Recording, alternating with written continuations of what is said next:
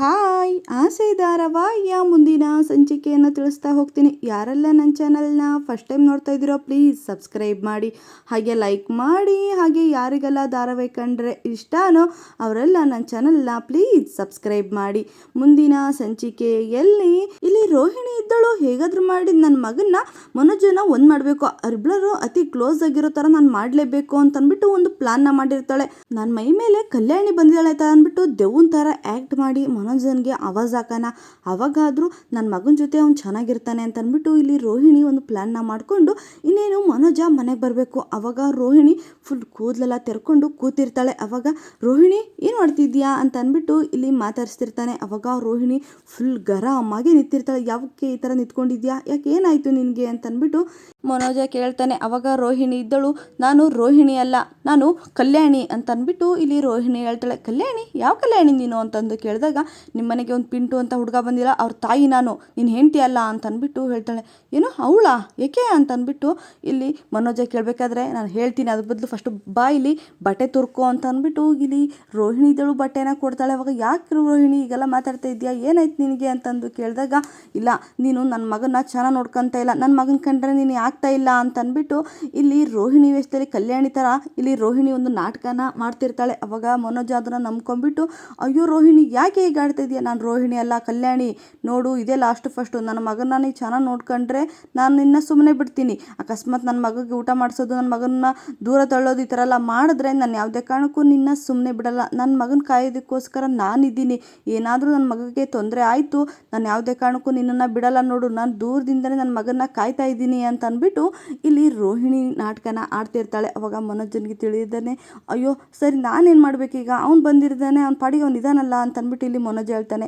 ಹೌದು ಅವ್ನ ಪಾಡಿಗೆ ಅವನಿದ್ದಾನೆ, ಆದರೆ ನೀನು ಅವ್ನು ಕಂಡ್ರೆ ಆಗ್ತಾ ಇಲ್ಲ, ನಿನಗೆ ಅವ್ನು ಕಂಡ್ರೆ ಸ್ವಲ್ಪನೂ ಇಷ್ಟ ಇಲ್ಲ, ಅದಕ್ಕೋಸ್ಕರ ನಿನ್ನ ಹತ್ರ ಬಂದಿದ್ದೀನಿ, ನನ್ನ ಮಗನ್ನ ನೀನು ಮುದ್ದಾಗಿ ನೋಡ್ಕೊಬೇಕು, ಅವ್ನಿಗೆ ಊಟ ತಿಂಡಿ ಅವನ ಜೊತೆ ನೀನು ಚೆನ್ನಾಗಿರಬೇಕು ಅಂತ ಅಂದ್ಬಿಟ್ಟು ಇಲ್ಲಿ ರೋಹಿಣಿ ಹೇಳ್ತಾಳೆ. ಅವಾಗ ನಾನಾ, ಹಾಂ ನೀನು ಮಾಡಿಲ್ಲ ಅಂತಂದರೆ ನೀನು ಇಷ್ಟವಾದ ಅಮ್ಮ ಇದ್ದಾಳಲ್ಲ ಅವಳು ರಕ್ತನ ಕುಡಿದ್ಬಿಡ್ತೀನಿ ಅಂತ ಅಂದ್ಬಿಟ್ಟು ಇಲ್ಲಿ ರೋಹಿಣಿ ಹೆದರಿಸ್ತಾಳೆ. ಅವಾಗ ಸರಿ ಮಾಡ್ತೀನಿ ಅಂತ ಅಂದ್ಬಿಟ್ಟು ಇಲ್ಲಿ ಮನೋಜ ಒಪ್ಕೊಂತಾನೆ. ಅವಾಗ ಮಾಡಿಲ್ಲ ಅಂದರೆ ನೋಡು ಅಂತ ಅಂದ್ಬಿಟ್ಟು ಇಲ್ಲಿ ರೋಹಿಣಿ ಆವಾಜ್ ಆಗ್ತಾಗ, ಸರಿ ನಾನು ಮಾಡ್ತೀನಿ, ನೀನು ನನ್ನ ಹೆಂಡತಿ ಬಿಟ್ಟು ಹೋಗ್ತೀಯ ತಾನೆ ಅಂತ ಅಂದ್ಬಿಟ್ಟು ಇಲ್ಲಿ ಮನೋಜ ಕೇಳ್ತಾನೆ. ಹಾಂ ನನ್ನ ಮಗನ ನೀನು ಚೆನ್ನಾಗಿ ನೋಡ್ಕೊಂಡ್ರೆ ನಿನ್ನ ಹೆಂಡತಿ ಸಹವಾಸಕ್ಕೆ ಬರಲ್ಲ ನಾನು ಅಂತಂದ್ಬಿಟ್ಟು ಇಲ್ಲಿ ರೋಹಿಣಿ ಕಲ್ಯಾಣಿ ಥರ ನಾಟಕನ ಆಡ್ತಿರ್ತಾಳೆ. ಅವಾಗ ಸರಿ ಬಿಡು, ಪಾಪುಗೆ ಊಟ ಮಾಡಿಸಿದ್ರೆ ಆಯ್ತಲ್ಲ ಅಂತಂದ್ಬಿಟ್ಟು ಮನೋಜ ಇದ್ದನು ಇಲ್ಲಿ ಪಿಂಟು ಹತ್ರ ಬರ್ತಾನೆ. ಅವಾಗ ಪಾಪು ಹೊಟ್ಟೆ ಹಶು ಆಗ್ತಾ ಇದೆಯಾ, ಬಾ ಊಟ ಮಾಡಿಸ್ತೀನಿ ಅಂತ ಅಂದ್ಬಿಟ್ಟು ಮನೋಜ ಊಟನ ಮಾಡಿಸ್ತಿರ್ತಾನೆ. ಅವಾಗ ಇಲ್ಲಿ ಅಷ್ಟೊತ್ತಿಗೆ ಅಲ್ಲಿಗೆ ಮೀನನ್ನು ಸಹಿತ ಬಂದುಬಿಟ್ಟು ಊಟ ಹಾಕ್ಕೊಡಕ್ಕೆ ಹೋಗ್ತಾಳೆ. ಬೇಡ ಬಿಡ್ರಿ ಮೀನವ್ರೆ, ನಾನೇ ಊಟ ಹಾಕಿ ತಿನ್ನಿಸ್ತೀನಿ ಅಂತ ಅಂದ್ಬಿಟ್ಟು ಇಲ್ಲಿ ಮನೋಜ ಇದ್ದನು ಪಿಟ್ಟಿಗೆ ಊಟನ ತಿನ್ನಿಸಿರ್ತಾಳೆ. ಅಷ್ಟೊತ್ತಿಗೆ ಅದನ್ನು ಇಲ್ಲಿ ರೋಹಿಣಿ ಸಹಿತ ನಿಂತ್ಕೊಂಡು ನೋಡ್ತಾರೆ. ಅಲ್ಲಿಗೆ ರವಿ ಹೆಂಡತಿ ಎಲ್ಲ ಸಹಿತ ಬಂದು, ಅಯ್ಯೋ ಇವತ್ತೇನಾಗೈತಿ ಈ ಥರ, ಇವನು ಊಟ ಮಾಡಿಸ್ತಿದ್ದಾನೆ ಅಂತ ಅಂದ್ಬಿಟ್ಟು ಮನೆಯವರೆಲ್ಲರೂ ಸಹಿತ ಅಲ್ಲಿಗೆ ಎಂಟ್ರಿ ಕೊಡ್ತಾರೆ. ಅವಾಗ ಇಲ್ಲಿ ಸೂರ್ಯನ ಸಹಿತ, ಅಯ್ಯೋ ಮನೋಜ ಏನಾಯ್ತಲ್ಲ ನಿನಗೆ ಅಂತ ಅಂದ್ಬಿಟ್ಟು ಕೇಳ್ತಾರೆ. ಏನಾಯ್ತಲ್ಲ ಅಂದರೆ ಏನು ಮಾಡ್ತಿದ್ದೀನಿ ನಾನು ಅಂತ ಅಂದ್ಬಿಟ್ಟು ಇಲ್ಲಿ ಮನೋಜ ಹೇಳ್ತಿರ್ತಾನೆ. ಅವಾಗ ಅಲ್ಲಿಗೆ ಶಾಂತಿನ ಸಹಿತ ಬರ್ತಾಳೆ. ಅಯ್ಯೋ ಮನೋಜ ಏನಾಯಿತು ನಿನಗೆ, ಏನಕ್ಕೂ ಈ ಹುಡುಗನಿಗೆ ಊಟ ಮಾಡಿಸ್ತಾ ಇದೆಯಾ, ಮನೆಯವ್ರು ಎಲ್ಲರಿಗೂ ಹುಚ್ಚಿಡಿದ್ದೆ ಅಂದ್ಕೊಂಡಿದ್ದೆ, ಇವಾಗ ನಿನಗೂ ಹುಚ್ಚಿಡಿತಾ, ಎಲ್ಲಿಂದ ಬಿದ್ದಿತ ಏನೋ, ಇದನ್ನು ತಂದು ಇವಾಗ ಅನ್ನ ತಿನ್ನಿಸ್ತಿದ್ದಾನೆ ಅಂತ ಅಂದ್ಬಿಟ್ಟು ಇಲ್ಲಿ ಶಾಂತಿ ಬೈತಾಳೆ. ಅವಾಗ ಇಲ್ಲಿ ಮೀನಾ ಇದ್ದಳು, ಅಯ್ಯೋ ಅತ್ತೆ ಬಿಡಿ ಏನಾಯಿತು, ಮನೋಜ್ ಅವ್ರು ಪಾಪು ಊಟ ಮಾಡಿಸ್ತಿದ್ದಾರೆ ಅಷ್ಟೇ ತಾನೇ ಅಂತ ಅಂದ್ಬಿಟ್ಟು ಇಲ್ಲಿ ಮೀನಾ ಹೇಳ್ತಾಳೆ. ಅವಾಗ ಅಯ್ಯೋ ಊಟ ಮಾಡಿಸೋದ್ರೇನು ಮಾಡಿಸ್ಲಿ, ಆದರೆ ಅವ್ನ ಮಗ ಆಗಿದ್ರೆ ಮಾಡಿಸ್ಬೋದಿತ್ತು, ಇದು ಯಾವುದೋ ರೋಡಾಗಿ ಬಿದ್ದಿದ್ದು ಬಿಕಾರಿ ತಗೊಂಬಂದು ಅನ್ನ ತಿನ್ನಿಸ್ತಿದ್ದಾನಲ್ಲ, ಅದಕ್ಕೆ ನನಗೆ ಸಿಟ್ಟು ಬರ್ತಾ ಇರೋದು ಅಂತ ಅಂದ್ಬಿಟ್ಟು ಇಲ್ಲಿ ಶಾಂತಿ ಬೈತಾಳೆ. ಅವಾಗ ರೋಡ ಬಿದ್ದಿದ್ದು ಅವ್ನು ನಮ್ಮ ಮನೆ ಮಗ ಇದ್ದಂಗೆ ತಾನೆ ಅಂತ ಅಂದ್ಬಿಟ್ಟು ಹೇಳ್ತಾರೆ. ಅವಾಗ ಏನೋ ಇವ್ನು ನಮ್ಮನೆ ಮಗನ, ಯಾವಿಂದ ನಮ್ಮ ರಕ್ತ ಸಂಬಂಧನ ಅಥವಾ ನಮ್ಮ ಹಿಂದೂ ಮುಂದನ, ಯಾವುದೂ ಅಲ್ಲ, ಯಾವುದೋ ರೋಡ ಬಿದ್ದರೆ ಅವ್ರ ತಾಯಿಯೆಲ್ಲ ಬಿದ್ದು ಸತ್ತೋದ್ಲು, ಈ ಮಗು ತಂದ್ಬಿಟ್ಟು ನಮ್ಮ ಮನೇಲಿ ರಾಜರೋಷವಾಗಿ ಮಹಾರಾಜನ ಥರ ತಿಂತಾ ಇದ್ದಾನೆ ಅಂತ ಅಂದ್ಬಿಟ್ಟು ಇಲ್ಲಿ ಶಾಂತಿಯ ಹುಡುಗನಿಗೆ ಬೈತಿರ್ತಾಳೆ. ಅವಾಗ ಅಯ್ಯೋ ಬಿಡಿ ಏನಾಯ್ತು, ಇವಾಗ ಮಗು ಊಟ ಮಾಡಿಸ್ತಿದ್ದೀನಿ ಅಷ್ಟೇ ತಾನೆ ಅಂತ ಅಂದ್ಬಿಟ್ಟು ಇಲ್ಲಿ ಮನೋಜ ಹೇಳ್ತಾನೆ. ಮನೋಜ ಏನಕ್ಕೋ ಹೀಗೆ ಮಾಡ್ತಾ ಇದೀಯ ನೀನು ಅಂತ ಅಂದ್ಬಿಟ್ಟು ಇಲ್ಲಿ ಶಾಂತಿ ಬೈದಾಗ, ಅಮ್ಮ ಅದು ಏನಿಲ್ಲ ಬಿಡಿ, ಆದರೆ ಪಾಪ ಏನೋ ಅವ್ರ ತಾಯಿಗೂ ಬೈಯಕ್ಕೆ ಹೋಗಬೇಡಿ, ಯಾಕೆ ಅಂದರೆ ಏನೋ ಮಿಸ್ ಆಗಿ ಅಮ್ಮ ಸತ್ತೋಗಿದ್ದಾಳೆ, ಈಗ ಮಗುಗೆ ಏನು ತೊಂದರೆ ಕೊಡೋದು, ಏನೋ ಊಟ ಮಾಡಿಸಿದ್ರೆ ಏನು ಪ್ರಾಬ್ಲಮ್ ಇವಾಗ ಅಂತ ಅಂದ್ಬಿಟ್ಟು ಮನೋಜ ಕೇಳ್ತಾನೆ. ಅಯ್ಯೋ ನಿನಗೇನಿಲ್ಲ, ಇಷ್ಟು ದಿವಸ ಇಲ್ಲೋದು ಇವತ್ತು ಬಂದಿದೆ ಅಂತ ಅಂದ್ಬಿಟ್ಟು ಇಲ್ಲಿ ಎಲ್ಲರೂ ಸಹಿತ ಕೇಳ್ತಿರ್ತಾರೆ. ಅವಾಗ ಇವ್ರೇನು ಎಲ್ಲರೂ ಒಂದೊಂದು ಕ್ವಶನ್ ಕೇಳ್ತಿದ್ದಾರೆ, ನನಗೇನಂತ ಉತ್ತರ ಕೊಡಲಿ ಅಂತ ಅಂದ್ಬಿಟ್ಟು ಮನೋಜ ಇದ್ದನು, ಅಮ್ಮ ಅದು ನಾನು ವ್ಯವಹಾರ ಮಾಡ್ತಿದ್ದೀನಲ್ಲ, ಮಕ್ಕಳಿಗೆಲ್ಲ ಚೆನ್ನಾಗಿ ನೋಡ್ಕೊಂಡ್ರೆ ಜಾಸ್ತಿ ವ್ಯವಹಾರ ಆಗುತ್ತಂತೆ, ನನ್ನ ಹೆಸರು ಇನ್ನೂ ಜಾಸ್ತಿ ಬೆಳೆಯುತ್ತೆ, ಅದಕ್ಕೋಸ್ಕರ ಮಕ್ಕಳು ಊಟ ಮಾಡಿಸ್ಬೇಕಂತ, ಅದಕ್ಕೋಸ್ಕರ ಈ ಹುಡುಗನ ಸ್ವಲ್ಪ ವಿಚಾರಿಸ್ಕೊತ ಇದ್ದೀನಪ್ಪ ಅಷ್ಟೇ, ಅದಕ್ಕೆಲ್ಲ ಯಾಕೆ ಹೀಗಾಡ್ತಾ ಇದ್ದೀರಾ ಬಿಡಿ ಅಂತ ಅಂದ್ಬಿಟ್ಟು ಇಲ್ಲಿ ಮನೋಜ ಪಾಪುಗೆ ಊಟ ಮಾಡಿಸಿ ಕಳಿಸ್ತಾನೆ.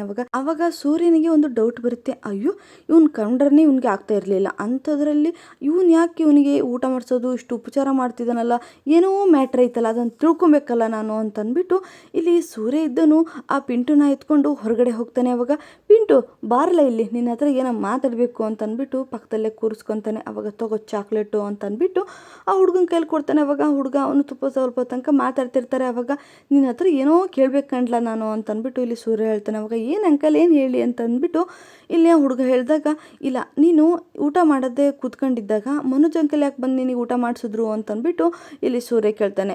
ಅವಾಗ ಗೊತ್ತಿಲ್ಲ, ಅವ್ರು ಊಟ ಮಾಡಿಸ್ತಿದ್ರು ನನಗೆ ಅಷ್ಟೇ ಅಂತ ಅಂದ್ಬಿಟ್ಟು ಹುಡುಗ ಈಸಿಯಾಗಿ ಹೇಳ್ತಾನೆ. ಅವಾಗ ಸರಿಯಪ್ಪ ಊಟ ಏನೋ ಮಾಡಿಸ್ತಾ, ನೀನು ನಮ್ಮ ಜೊತೆ ನಮ್ಮ ರೂಮಲ್ಲಿ ಮಲಗಿದ್ದೆ ತಾನೆ, ಅಷ್ಟು ಕಡೆ ಮನೋಜನ ಮಗ್ಲ ಹೋಗಿ ಯಾಕೆ ಮಲ್ಕೊಂಡೆ ಅಂತ ಅಂದ್ಬಿಟ್ಟು ಇಲ್ಲಿ ಸೂರ್ಯ ಮತ್ತೆ ಕ್ವಶನ್ ಮಾಡ್ತಾನೆ. ಅವಾಗ ಆ ಹುಡುಗನಿಗೆ ಏನು ಹೇಳಬೇಕು ಅನ್ನೋದು ಗೊತ್ತಾಗದೆ, ಇಲ್ಲ ನಾನು ಅಂದರೆ ನೈಟ್ ಹೊತ್ತೆದ್ದು ವಾಶ್ರೂಮಿಗೆ ಹೋಗಿದ್ದೆ, ವಾಶ್ರೂಮಿಗೆ ಹೋಗಿ ಬಂದುಬಿಟ್ಟು ಅಲ್ಲೇ ಮಲ್ಕೊಂಡ್ಬಿಟ್ಟಿದ್ದೆ ಅಂತ ಅಂದ್ಬಿಟ್ಟು ಇಲ್ಲಿ ಪಿಂಟು ಹೇಳ್ತಾನೆ. ಏನು ವಾಶ್ರೂಮ್ಗೆ ಹೋಗಿದ್ದೆ, ನಿನ್ನ ನಿದ್ದೆ ಅರ್ಜೆಂಟ್ ಬಂತು ಅದಕ್ಕೆ ಅಲ್ಲಿ ಹೋಗಿ ಮಲ್ಕೊಂಡೆ, ಸರಿಯಪ್ಪ ನೀನು ಬೆಳಗಿನ ಜಾವ ಅಲ್ಲಿ ಮಲ್ಕೊಂಡಿರೋದನ್ನ ಕೇಳಿ ಗಲಾಟೆ ಆದಾಗ ಶಾಂತಮ್ಮ ಬಂದು ಕೇಳಿದ್ರಲ್ಲ, ಅವಾಗ ಏನು ಹೇಳಿದೆ, ನನಗೆ ಮನೋಜ್ ಅಂಕಲ್ ಇಷ್ಟ, ಅದಕ್ಕೋಸ್ಕರ ಅವ್ರ ಮಗ್ಳಲ್ಲಿ ಹೋಗಿ ಮಲ್ಕೊಂಡಿದ್ದೀನಿ ಅಂತ ಹೇಳಿದೆ ತಾನೆ, ಯಾಕೆ ಅಲ್ಲೊಂಥರ ಹೇಳ್ತಿದ್ಯಾ ಇಲ್ಲೊಂಥರ ಹೇಳ್ತಿದ್ಯಾ ಅಂತ ಅಂದ್ಬಿಟ್ಟು ಇಲ್ಲಿ ಸೂರ್ಯ ಆ ಹುಡುಗನಿಗೆ ತುಂಬಾ ಖುಷಿಯನ್ನು ಮಾಡ್ತಿರ್ತಾನೆ. ಅಷ್ಟೊತ್ತಿಗೆ ಅಲ್ಲಿಗೆ ರೋಹಿಣಿ ಬರ್ತಾಳೆ. ಅವಾಗ ಅದನ್ನು ಕೇಳಿ ನೋಡ್ತಾ, ಅಯ್ಯೋ ಇವನೇನಪ್ಪ ಅವನ ಹತ್ರ ಕುಡಿಸ್ಕೊಂಡು ಏನೋ ಚರ್ಚೆ ಮಾಡ್ತಿದ್ದಾನೆ, ಏನಾದರೂ ಬಾಯಿ ಬಿಟ್ಬಿಟ್ರೆ ಇವನು, ಅಯ್ಯೋ ದೇವರೇ ಇವ್ನು ಹೇಗೆ ಮಾಡೋದು ಇವಾಗ ಅಂತ ಅಂದ್ಬಿಟ್ಟು ಇಲ್ಲಿ ರೋಹಿಣಿ ಯೋಚನೆ ಮಾಡ್ತಿರ್ತಾಳೆ. ಸೂರ್ಯ ಇದ್ದನು ಪ್ರತಿಯೊಂದು ಕ್ವಶನ್ನು ಸಹಿತ ಆ ಹುಡುಗನ ತಕ್ಕ ಕೇಳ್ತಿರ್ತಾನೆ. ಅವಾಗ ಆ ಹುಡುಗ ಏನು ಮಾತಾಡಿದ್ರೆ ಸುಮ್ಮನೆ ಕೂತಿರ್ತಾನೆ.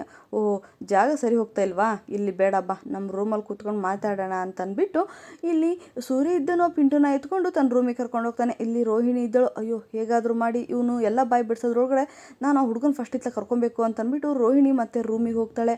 ಅಷ್ಟೊತ್ತಿಗೆ ಮನೋಜ ಇದ್ದನು ಆಗಿ ಬರ್ತಾನೆ. ಹೇಗೋ ಆ ಮಗು ಊಟ ಮಾಡಿಸಿದ್ನಲ್ಲ ಅಷ್ಟು ಸಾಕಪ್ಪ ಅಂತ ಅಂದ್ಬಿಟ್ಟು ಫುಲ್ ಖುಷಿಯಿಂದ ಬರ್ತಿರ್ತಾನೆ. ಅವಾಗ ಇಲ್ಲಿ ರೋಹಿಣಿ ಮತ್ತೆ ಗರಂ ಆಗಿ ಕೂತಿರ್ತಾಳೆ. ಅವಾಗ ರೋಹಿಣಿ ಮತ್ತೇನಾಯ್ತು ನಿನಗೆ ಅಂತ ಅಂದ್ಬಿಟ್ಟು ಕೇಳಿದಾಗ, ನಾನು ರೋಹಿಣಿ ಅಲ್ಲ ಕಲ್ಯಾಣಿ, ನನ್ನ ಮಗನಿಗೆ ನಿಮ್ಮ ಮನೆಯವರೆಲ್ಲ ಟಾರ್ಚರ್ ಕೊಡ್ತಿದ್ದಾರೆ, ಅದೇ ನಿಮ್ಮ ತಮ್ಮ ಅಂತ ಅಂದ್ಬಿಟ್ಟು, ನಮ್ಮ ತಮ್ಮನ ರವಿನಾ ಅಂತ, ರವಿ ಅಲ್ಲ ಸೂರ್ಯ, ನಮ್ಮ ತಮ್ಮನೇ ಅಲ್ಲ ಅವನು ಅಂತಂದ್ಬಿಟ್ಟು ಇಲ್ಲಿ ಮನೋಜ್ ಹೇಳ್ತಾನೆ. ನನಗದೆಲ್ಲ ಗೊತ್ತಿಲ್ಲ, ನನ್ನ ಮಗ ಇಲ್ಲಿ ನೆಮ್ಮದಿಯಾಗಿಲ್ಲ ಅಂತ ಅಂದ್ಬಿಟ್ಟು ಇಲ್ಲಿ ರೋಹಿಣಿ ಕಲ್ಯಾಣಿ ಥರ ಮಾತಾಡೋದಕ್ಕೆ ಶುರುವಾಗ್ತಾಳೆ. ಅವಾಗ ಇವಾಗ ಏನು ಮಾಡ್ಬೇಕು ನಾನು, ಅದೆಲ್ಲ ಗೊತ್ತಿಲ್ಲ, ನನ್ನ ಮಗಗೆ ತುಂಬ ಟಾರ್ಚರ್ ಆಗ್ತಿದೆ, ನನ್ನ ಮಗ ಇಲ್ಲಿ ನೆಮ್ಮದಿ ಇರೋಕ್ಕಾಗ್ತಾ ಇಲ್ಲ, ಹೇಗಾದರೂ ಮಾಡಿ ಹೋಗಿ ನನ್ನ ಮಗನ ಕರ್ಕೊಂಬರೋಗು, ಮನೋಜ ಅಲ್ಲಿ ಅವನಿಗೆ ಕ್ವಶನ್ ಮಾಡ್ತಿದ್ದಾನೆ ಅಂತ ಅಂದ್ಬಿಟ್ಟು ಇಲ್ಲಿ ರೋಹಿಣಿ ಹೇಳ್ತಾಳೆ. ಅಷ್ಟೇ ತಾನೇ ಕರ್ಕೊಂಬರ್ತೀನಿ ಬಿಡು ಅಂತ ಅಂದ್ಬಿಟ್ಟು ಮನೋಜ ಇದ್ದನು ಇಲ್ಲಿ ಸೂರ್ಯ ಹತ್ರ ಬರ್ತಾನೆ. ಅವಾಗ ಇಲ್ಲಿ ಸೂರ್ಯ ಇದ್ದನು, ಹೇಳು ನೀನು ಯಾಕೆ ಅಲ್ಲಿ ಹೋಗಿದ್ದೆ, ನಿನಗೆ ಯಾಕೆ ಮನೋಜ ಊಟ ಮಾಡಿಸ್ತಾ ಅಂತ ಅಂದ್ಬಿಟ್ಟು ಇಲ್ಲಿ ಸೂರ್ಯ ಕೇಳ್ತಿರ್ತಾನೆ.